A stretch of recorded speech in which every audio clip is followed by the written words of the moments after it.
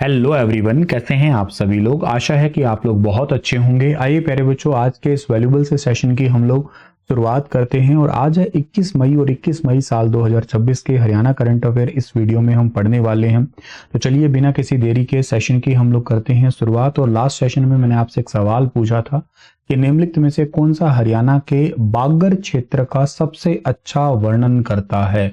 अब ये वर्ड जो है ना बहुत ज्यादा कंफ्यूज करने वाला है। वैसे एक वर्ड होता है बांगर, ठीक है ना, एक वर्ड होता है बांगर, एक तो बांगर है और एक वर्ड है ये बागड़। इसको बागड़ बोल देते हैं, सिंपल बागड़ का इलाका। अगर आप लोग हरियाणा का उस हिस्से से आते हो जो राजस्थान से लगते हैं, मतलब आप अगर सिरसा से आते हो, फतेहाबाद से आते हो, हिसार के हो, भिवानी के हो, रेवाड़ी के हो, महेंद्रगढ़ के हो, तो आप ये बागड़ वर्ड अच्छे से जानते हो। और इवन आप बागड़ी भाषा भी जानते होंगे, बागड़ी मतलब बोली जानते होंगे, आप लोग अच्छे से जानते होंगे।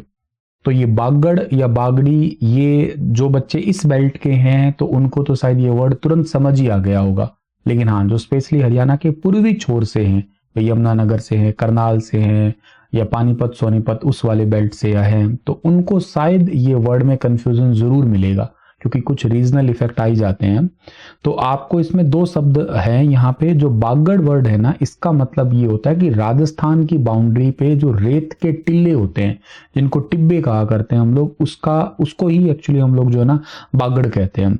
राजस्थान का जो थार डेजर्ट है उसमें ना बहुत तेज हवा चलती है। अभी तो फिलहाल करंट में चली रही है ये हवा, इनको आप लू बोलते हैं। अब लू की वजह से क्या होता है कि जो बेसिकली एक जगह से दूसरी जगह तक ऐसे ऊंचे ऊंचे से टिब्बे से बनते रहते हैं, ये इनको इंग्लिश में कहा करते हैं हम लोग वैसे सैंड डून्स के नाम से जाना करते हैं, सैंड डून्स कहते हैं इनको।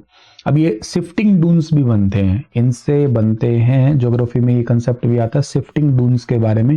तो शिफ्टिंग डून्स क्या होता है, एक दिन एक किले में, मान लो ये एक किला बना हुआ है, तो कुछ दिनों के बाद में या महीनों के बाद में हो सकता है, डिपेंड करता है हवा की स्पीड से, दूसरे किले में वो ट्रांसफर हो जाएगा। ये आमतौर पे ये हिसार, भिवानी, महेंद्रगढ़, रेवाड़ी, सिरसा, इस डिस्ट्रिक्ट में आप लोग जाओगे तो आपको हो सकता है कहीं कहीं पे किसी गांव में आपको ऊंचे ऊंचे रेत के टीले मिल जाए। आज भी अभी भी हैं ये। पानी की यहाँ कमी है तो इसलिए ज्यादातर लोग बाजरा, चना या सरसों जैसी फसल है ना यहाँ पे उगाएंगे। और अगर मैं बांगड़ की बात करता हूं ना, तो बांगड़ वो इलाका होता है जो बेसिकली इसको हम लोग बोला करते हैं, बांगड़ को भूगोल की एक ना ओल्ड एलुवियल सॉइल के नाम से जानते हैं इसको हम लोग। ओल्ड एलुवियल सॉइल जो होती है ना आपकी, उसको जाना करते हैं, पुरानी मिट्टी। जैसे इस तरीके से यूं समझो कि नदी है, नदी के अंदर की जो मिट्टी होती है ना तलहटी वाली, उसको तो कहा करते हैं हम लोग खादर कहते हैं। और जो नदी के किनारों के ऊपर जो मिट्टी होती है ना, उसको कहा करते हैं हम लोग बांगर कहा करते हैं, उसको हम कहते हैं बांगर। ये बांगर है, आपकी ध्यान रखना। तो ये ज्यादा उपजाऊ तो नहीं होती है, हालांकि नदी जब बाढ़ का पानी जो है ना यहाँ पे आता है, जो बहुत ज्यादा पानी आता है, तो इसमें कंकर पत्थर ऐसे बने से रहते हैं आपके, बहुत उपजाऊ नहीं होती है, ज्यादा उपजाऊ खादर होती है एक्चुअली ये वाली, ठीक है। बांगड़ मिट्टी हरियाणा में कहाँ पे जैसे ज्यादातर मिलेगी, तो हरियाणा में ये बांगड़ वाला इलाका जो है ना, ये मिलेगा आपको कैथल के डिस्ट्रिक्ट के अंदर मिलेगा। कैथल के अलावा हरियाणा का रोहतक के अंदर आपको मिल जाएगा ये। रोहतक के अलावा हरियाणा का सोनीपत का इलाका देखने को मिल जाएगा। सोनीपत के अलावा हरियाणा का पानीपत का कुछ इलाका, क्योंकि यमुना नदी का हिस्सा है ना इस करके, यहाँ पे आपको रेत में कोई टिल्ले तो नहीं मिलेंगे, लेकिन यहाँ की मिट्टी जो है ना वो भूरे रंग की मिलेगी और प्लेन मिलेगी बिल्कुल। और यहाँ पे धान चावल खूब होते हैं आपके, मतलब, और गन्ने की खेती भी खूब बढ़िया तरीके से होती है। खादर अगर पूछे तो न्यू एलुवियल सॉइल होगी ये खूब उपजाऊ होती है। ये आमतौर पे हरियाणा के अंदर यमुनानगर, करनाल, पानीपत वाला, सोनीपत का, फरीदाबाद का, जहाँ पे डायरेक्ट यमुना से जुड़े हुए इलाके हैं ना, या सदाबहार नदी होती है, उसी का ही इलाका रहता है ये।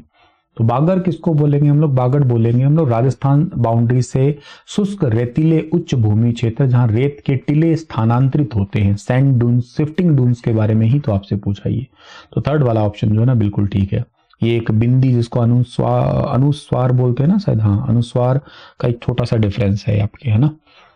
चलिए खैर आगे बढ़ते हैं हम लोग। और अगर आप सीईटी मेंस की तैयारी कर रहे हैं, सीरियस एस्पिरेंट है, तो स्टार आईक्यू एप्लीकेशन पे जाइए और वहां पे आप द्रोणाचार्य नाम का बैच है, इसको आप बैच में एडमिशन ले सकते हैं। और के साथ साथ आप लोग आगे बढ़ते हैं तो आपका पहला जो क्वेश्चन है कि हरियाणा में राजकीय विद्यालयों के जो मिड डे मील है या प्रधानमंत्री पोषण योजना के चलते हुए हरियाणा एग्रो के द्वारा उपलब्ध करवाई जाने वाली सामग्री जैसे कि रागी, बाजरा, सोया, चूरा आदि के लिए प्रति छात्र प्रतिदिन कितनी राशि निर्धारित की गई है? तो ये राशि निर्धारित की गई है 2.54 रुपए, लगभग 2.5 रुपए निर्धारित किए गए हैं।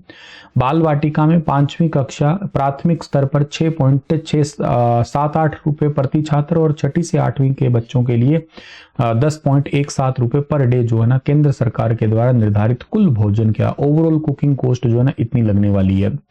तो हरियाणा एग्रो के द्वारा इसमें जो है ना लगभग पर डे लगभग 2.5 रुपए दिए जाएंगे। विद्यालय स्तर पर खरीद व्यवस्था लगभग होगी 4.24 रुपए, टोटल लगेंगे 6.78।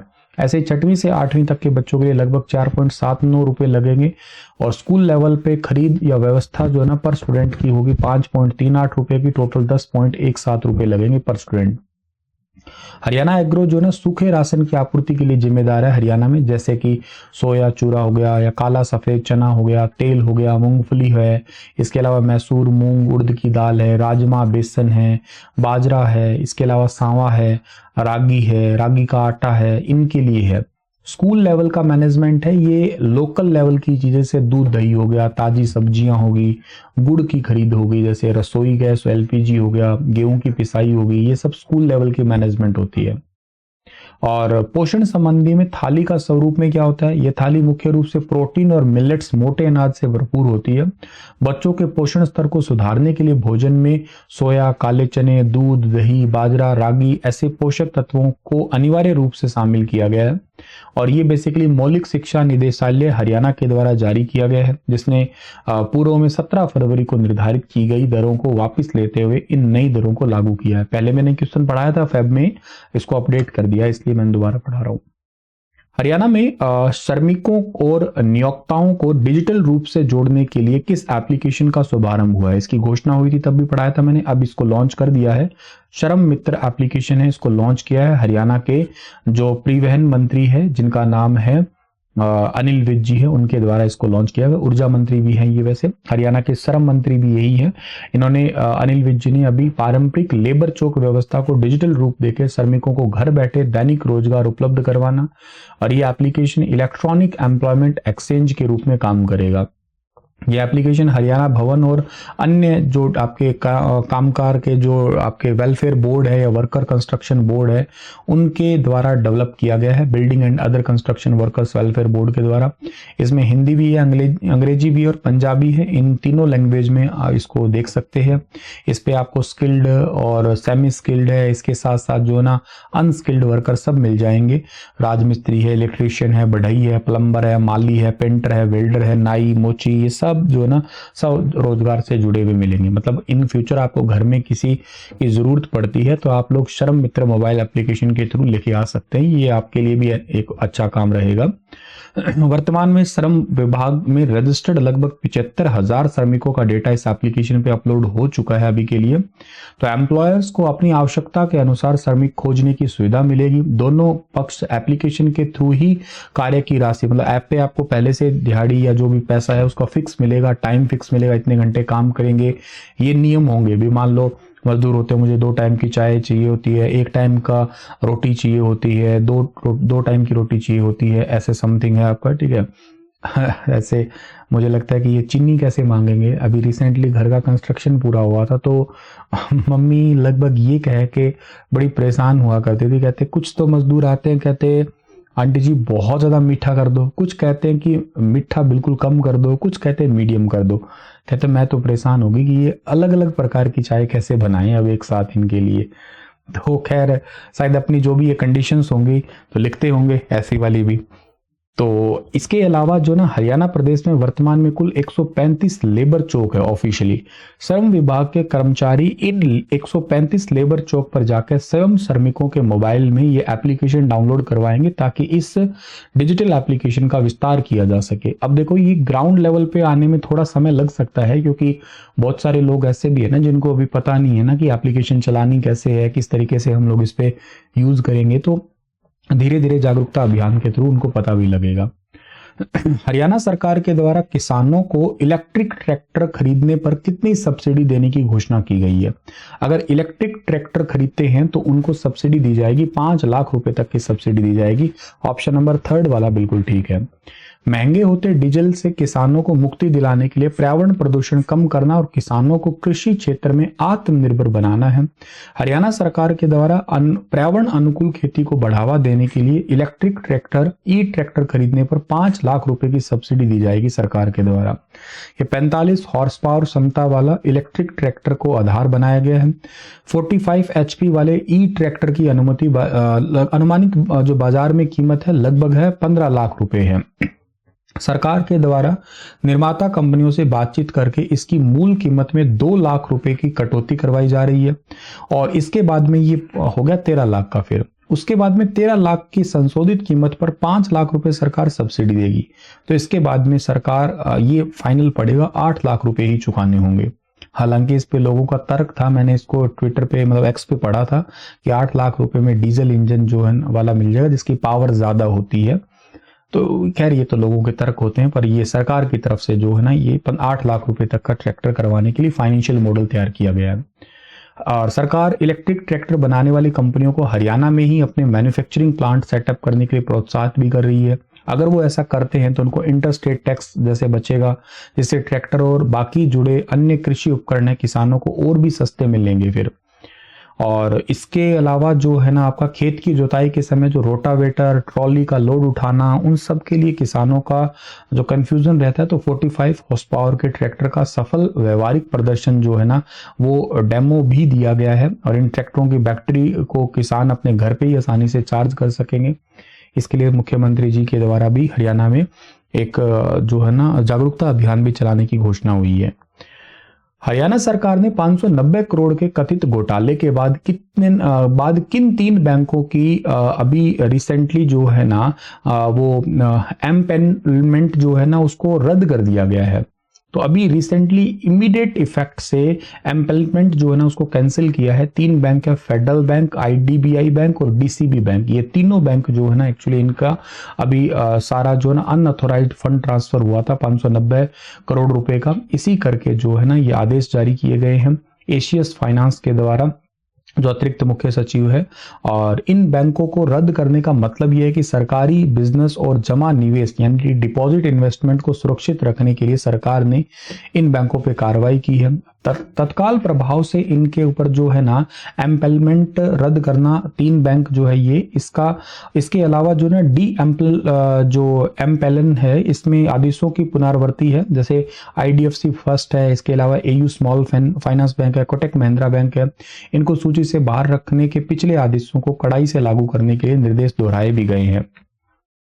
और फिक्स FD की बात, FD का मतलब है फिक्स डिपॉजिट ही होता है। तो कोई भी सरकारी डिपार्टमेंट अपनी FD की अवधि पूरी यानी कि मैच्योर होने पर ही उसी बैंक में उसका रिन्यूअल नहीं करा सकेगा, ये भी घोषणा की गई है अभी ये। और इसके अलावा जो है ना आपके सरकार के थ्रू एक बंधन बैंक है, इसमें अधिकतम जमा सीमा 50 करोड़ रुपए। स्मॉल फाइनेंस बैंक है जिसमें बेसिकली जैसे एक आपका आता है इक्विटास आता है, जना है, उज्जीवन है, उत्कर्ष है। स्मॉल फाइनेंस बैंक में किसी भी एक बैंक में अधिकतम जमा 25 करोड़ रुपए निर्धारित किए गए हैं। इसके अलावा सरकारी फंड को केवल फिक्स डिपॉजिट या फ्लेक्सी डिपॉजिट में ही रखा जा सकता है।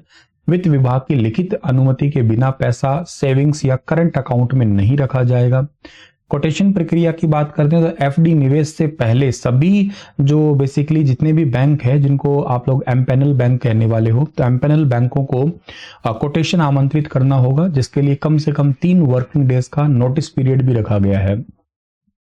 ब्रिटेन के इतिहास में सबसे कम उम्र के भारतीय मूल के मेयर बनने वाले तुषार किस हरियाणा जिले से संबंधित है? तो हरियाणा के रोहतक से संबंधित है तुषार 23 साल के हैं और ये ब्रिटेन के अंदर अभी रिसेंटली इनको टाउन काउंसिल के मेयर बनाया गया है अभी।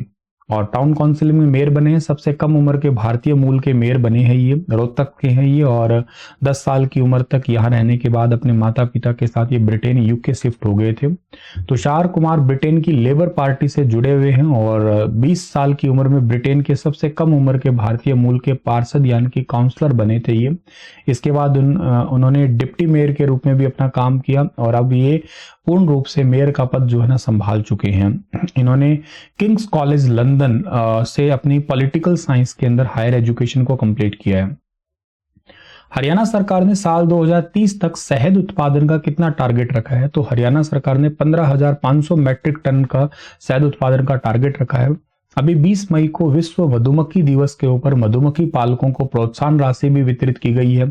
85% सब्सिडी के साथ में मधुमक्खी पालन को बढ़ावा, 30 किसानों को 1.02 करोड़ की प्रोत्साहन राशि दी गई है। मधुमक्खी पालन को भावांतर भरपाई और बागवानी बीमा योजना में शामिल कर लिया सरकार ने। साल 2030 तक 1750 मधुमक्खी पालक और 15,500 मैट्रिक टन शहद उत्पादन का टारगेट है।